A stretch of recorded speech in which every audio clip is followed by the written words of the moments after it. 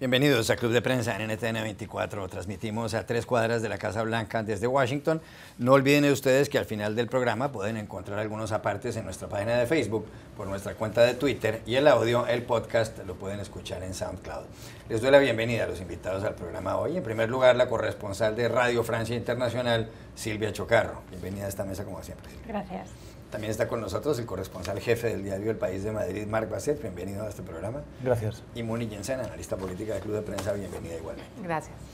Y el primer asunto, Silvia, tiene que ver con el Papa Francisco, que no deja de sorprender. Y ahora acaba de hacer una declaración en su audiencia semanal que tiene que ver con las separaciones, con los divorcios. En las últimas décadas, por muchísimos años, la Iglesia lo que ha enseñado es que cuando se casan un hombre y una mujer deben vivir juntos y en cierto modo han rechazado las separaciones, los divorcios.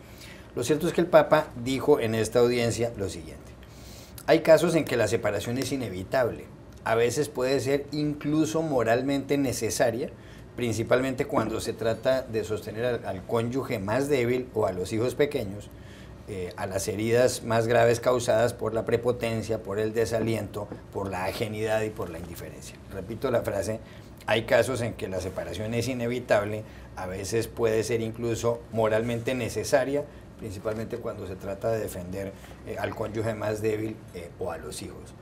Un cambio de 180 grados en los puntos de vista de la Iglesia el que está dando el Papa en este sentido. Pues yo creo que sí, tú lo has dicho muy bien, no deja de sorprendernos este Papa, eso desde luego. O sea, titulares como periodistas, desde luego no, con él no nos faltan titulares cada vez que abre la boca, pero yo creo que este Papa está contribuyendo a un cambio de imagen radical de la Iglesia Católica, pero realmente radical, o sea, es un antes y un después con respecto a sus predecesores. Yo diría que sobre todo en 3 aspectos fundamentales, ¿no? Está haciendo este cambio de imagen sobre todo desde una perspectiva de mostrando una iglesia mucho más moderna, una iglesia que se adapta a los nuevos tiempos, a la juventud, o sea, es decir, la manera en la que él se dirige ahora a las personas o las cosas que dice, no me cabe la menor duda de que desde luego llegan mucho más a los jóvenes que lo que decían sus predecesores, y de hecho ahí están, ¿no? Como la Iglesia Católica iba perdiendo cada vez más fieles, ¿no? Sobre todo entre la juventud.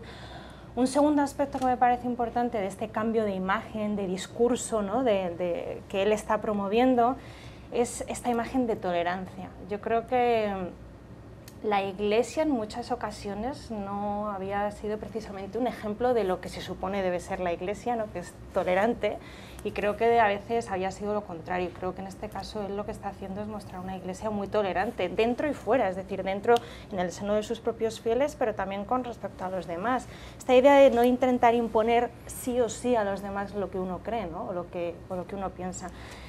Y en tercer lugar, yo creo que él se está acercando más también a unos valores genuinos del cristianismo, ¿no? El origen del cristianismo y esos valores que yo creo que en algunos aspectos se habían ido perdiendo. Marc, ¿será que el Papa hace todo esto por pragmatismo, simplemente que es un hombre pragmático, o lo que pasa es que estamos ante un Papa cristiano y que quizás los que había antes, por lo menos los inmediatos predecesores, no lo eran tanto, no eran tan cristianos? Bueno, yo creo que es pragmatismo, es tocar de pies al suelo, es un cambio, es humanidad, ¿no? Su mensaje, su tono transmite humanidad a una persona que ha vivido la vida cotidiana, que ha conocido a muchas parejas, a matrimonios, ha conocido la humanidad y sus crisis y sus vaivenes, ¿no? Y esto se nota en sus palabras. Pero yo creo que es un cambio de tono, es un cambio de imagen, pero la Iglesia no ha cambiado. Las bases doctrinales de la Iglesia con Francisco siguen siendo las mismas. Es decir, ha habido quizá una revolución en el tono, en la imagen, pero, por ejemplo, las mujeres siguen sin poder ser ordenadas sacerdotes en la Iglesia Católica. Él habla de separación, no habla de divorcio, ¿eh? Esto es muy importante.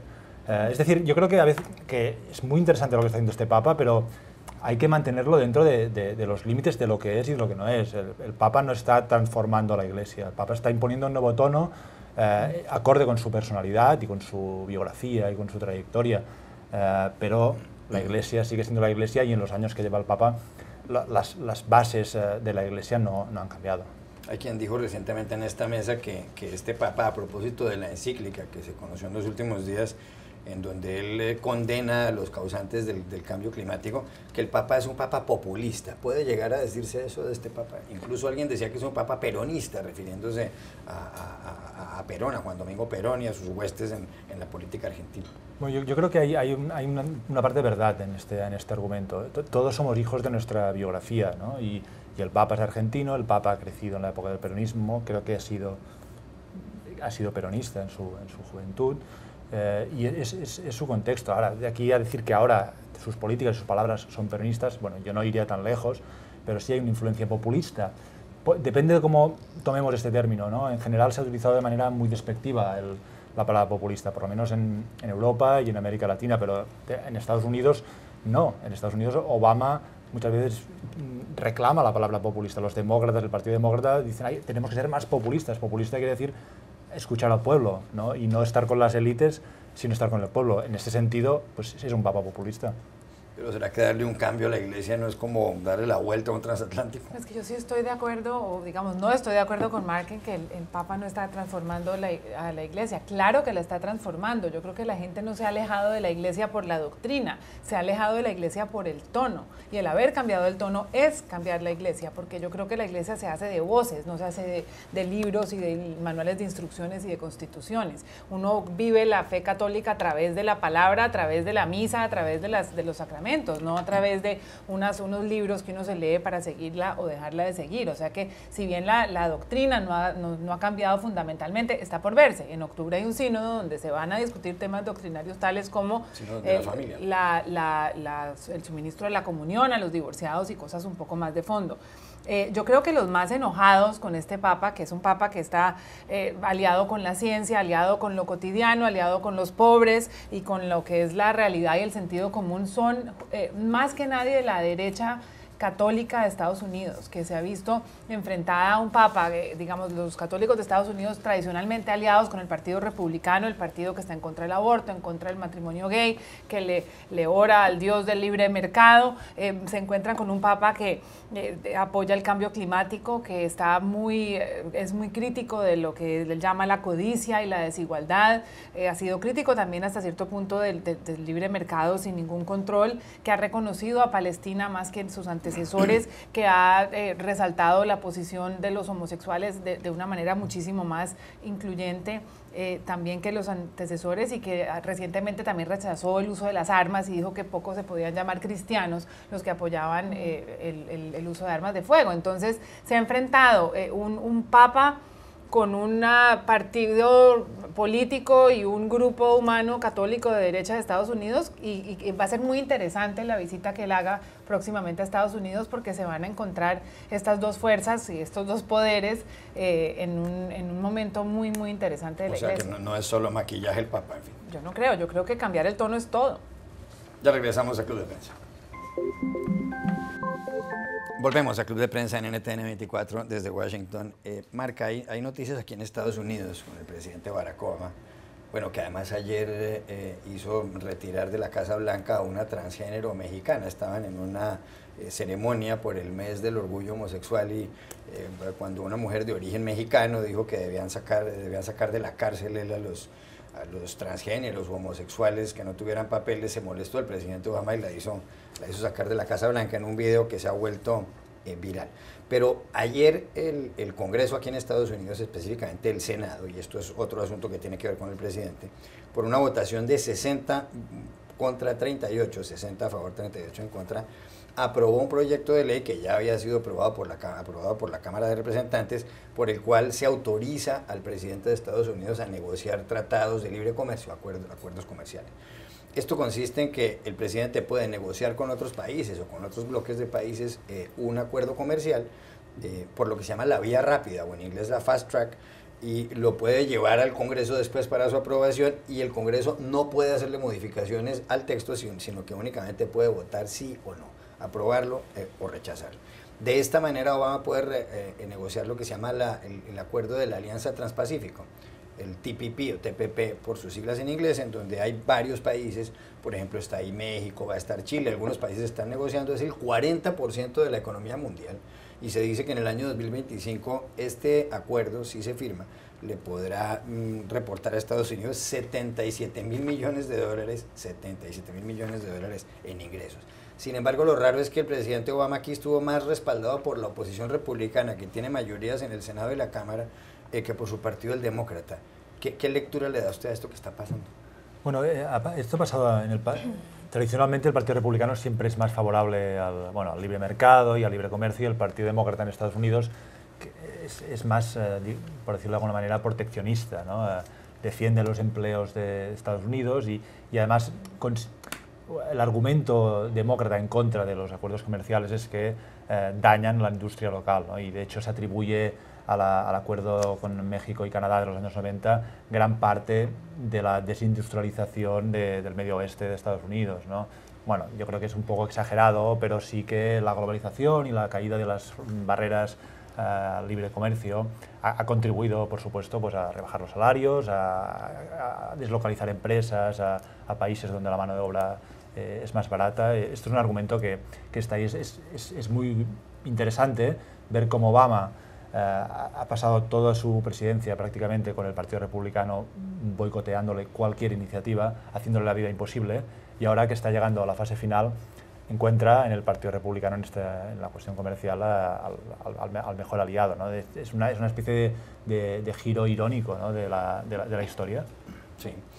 Mark escribió un artículo justamente en El País de Madrid Muni sobre este asunto, y repito, este tema que parece un poco complicado afecta el bolsillo de todos los seres humanos, porque ahí está el 40% de la economía mundial. ¿Por qué los republicanos se ponen del lado de Obama, o él, en la orilla republicana en este asunto? Se lo pregunto a usted, que trabajó en una época en la Embajada de Colombia tratando de impulsar que aquí en Washington aprobaran el Tratado de Libre Comercio de Estados Unidos con Colombia. Por dos razones. La primera la dijo Mark, es que los republicanos han sido generalmente los que apoyan el libre mercado y el libre comercio, y en el caso de Colombia, por ejemplo, eran los principales aliados de un TLC, de un tratado de libre comercio entre Colombia y Estados Unidos. Los demócratas, principalmente financiados por el movimiento sindical, tienen mucha preocupación y muchísimas reservas frente a abrir los mercados y permitir bienes y trabajadores de otros países para entrar aquí a competir con la fuerza laboral americana. La segunda razón es que aprendió a negociar, y Obama le costó un periodo y casi otro, le quedan 15 meses para negociar con el Congreso, y aprendió lo que es maniobrar con los legisladores, algo que hacía Clinton muy bien, que han hecho sus antecesores muy bien, y curiosamente le ha pasado cuando ambas cámaras están manejadas con el Partido Republicano, y quizás le queda más fácil negociar solamente con un bloque, que es el bloque republicano, y no con una Cámara dividida, pues un Congreso dividido entre Cámara y Senado. Es interesante porque en los 15 meses que le restan no solamente tiene que pasar el presupuesto, sino que tiene una ambición de pasar proyectos de infraestructura, tiene que pasar por el Congreso también todas las negociaciones con respecto a Cuba, con respecto al desarmamento nuclear de Irán y muchos otros proyectos que tiene el sistema de justicia criminal, que tiene en el tintero, y lo que parece que está pasando, y si le funciona a Obama, es que va a terminar gobernando en los últimos 15 meses en vez de en los primeros 100 días, como le recomiendan a los presidentes cuando llegan al poder. Silvia Socarro. Bueno, en relación a lo que hablaban Muni y Mark, yo creo que Obama ni se lo cree. O sea, debe estar diciendo, Dios mío, esto es cierto, el Partido Republicano me ha apoyado de esta forma, ¿no?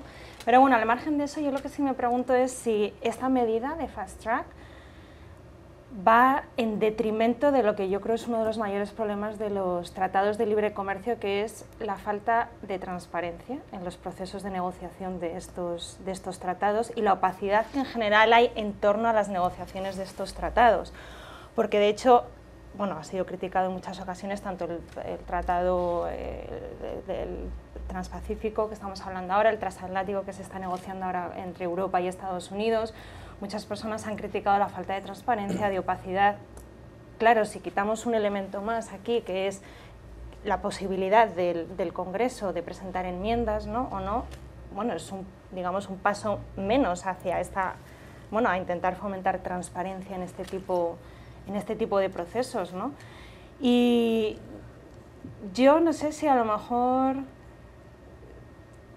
si hubiera, no sé qué sería mejor, ¿no? Si un fast track o lo que yo llamaría un slow track, que es completamente lo contrario, ¿no? El problema con el slow track, perdóname, es un problema procedimental, y es que si en un tratado que se ha pactado entre dos países se introducen unas enmiendas, tiene que volver a pasar por el Congreso del otro país. Entonces, lo que termina pasando es un juego de ping-pong eterno donde no se firmaría nunca un pacto porque tendría que ser aprobado por las cámaras nuevamente.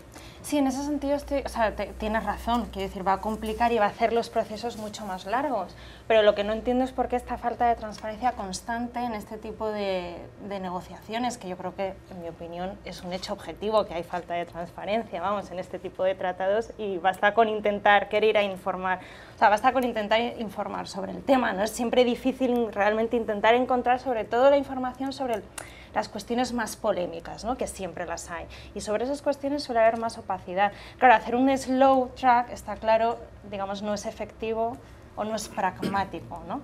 Pero bueno, ahí es donde uno tiene que elegir si uno se inclina hacia el pragmatismo o hacia intentar hacer el proceso, bueno, más participativo, que la gente sepa qué es lo que se está negociando, porque como bien decías tú, va a afectar a la vida de todos los ciudadanos. En todo caso, esto ojalá favorezca a las personas que tienen menos dinero, porque a veces los tratados de libre comercio terminan ayudándoles a los grandes empresarios. Cambio de asunto, Marc, y tiene que ver con Manuel Antonio Noriega. Manuel Antonio Noriega fue el hombre fuerte de Panamá, el dictador, entre 1983 y 1989. El 20 de diciembre del 89 fue invadido el Istmo de Panamá por tropas estadounidenses. Noriega posteriormente vino a los Estados Unidos.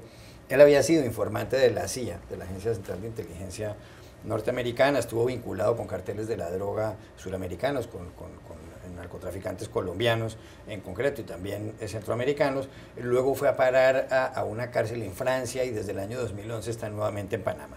Bueno, ayer Noriega apareció en una entrevista en Telemetro Reporta, en un canal panameño, en un programa, entrevista que dio desde el Renacer, la cárcel en donde está, y dijo que él quiere pedir perdón, que él fue el último de esos militares de una época en América Latina y en Panamá, y que él quiere pedir perdón, y terminó diciendo pido perdón. Y yo quiero preguntar más bien no solo por Noriega, sino por esto que aparece también aquí en el diario USA Today. Ayer estuvo Shokar Sarnaev, el hombre que puso las bombas en la maratón de Boston, que causó varios muertos, y antes de ser condenado a muerte dijo, no, yo pido perdón, y dijo, I am sorry, lo siento mucho. La pregunta es, ¿se ha desvalorizado eso del perdón? Yo creo que lo hemos hablado en esta mesa, pero es que ahora todo el mundo mete la pata, luego sale y dice, hombre, no, perdón, y parece como que con eso hubiera purgado sus culpas. Totalmente de acuerdo, sí. Vivimos en la era del perdón, ¿no? Bueno, y empezando, hace un momento hablamos del Papa por la Iglesia Católica, que pide perdón por cosas que ocurrieron hace 500 años o 300, y sabemos que cosas que ocurren ahora también pedirán perdón dentro de unos años.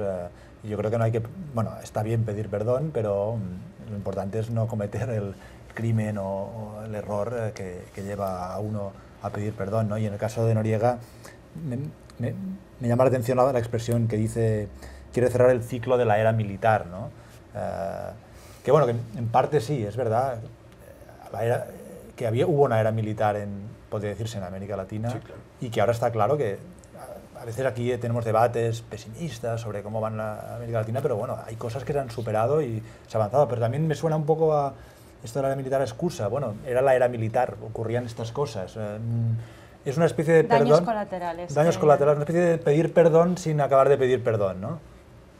Yo creo que el señor Noriega está tratando de aligerar su sentencia, y eso es parte del proceso de alguna reducción de penas, porque también lo han hecho sus abogados diciendo que le den casa por cárcel, por su edad, por su estado de salud. Pero sí es atípico que sea el propio dictador el que pide perdón. Generalmente los países, los mandatarios piden perdón en nombre de su país a las víctimas de las dictaduras militares, como el caso de Funes en El Salvador hace unos años, que pidió perdón por la dictadura. Mujica pidió perdón también, pero pues Funes era un guerrillero del FMLN y Mujica era un tupamaro. Entonces ahí es lo que es raro y lo que es noticia, es que sea el propio dictador el que pida perdón. Silvia Socar. Bueno, yo solo espero que si alguien más va a pedir perdón no tarde 25 años o no sé cuántos ha tardado él en darse cuenta de que lo que hizo igual, bueno, no estaba bien. Ya regresamos a Club de Prensa. Volvemos a Club de Prensa en NTN 24 desde Washington. En Muni, por muchos años la idea predominante una idea predominante en lo que tiene que ver con la educación de los hijos y las hijas, es que si la madre está permanentemente en la casa con sus hijos, con sus hijas, pues los hijos o las hijas están mejor educados porque pasan mucho más tiempo con la madre, con esa mujer. Bueno, acaba de publicar Harvard Business School, la escuela de negocios de Harvard, nada menos una de las mejores del mundo, un estudio hecho en 24 países, en donde está en el Reino Unido por una parte y Estados Unidos también por la otra. Está dirigido por Kathleen McGinn, una profesora del Harvard Business School, y parece ser que este estudio lo que está haciendo es que va a demoler esa idea que estaba imperando hasta ahora. Según este estudio, las hijas de madres que trabajan ganan, cuando son profesionales, estas hijas un 4% más salarialmente que las demás mujeres, por una parte. Y por otra parte, consiguen tener una mejor educación, aparentemente porque ven como ejemplo a una madre que tiene que trabajar, que en muchos casos es profesional, en otros no, pero tiene que esforzarse.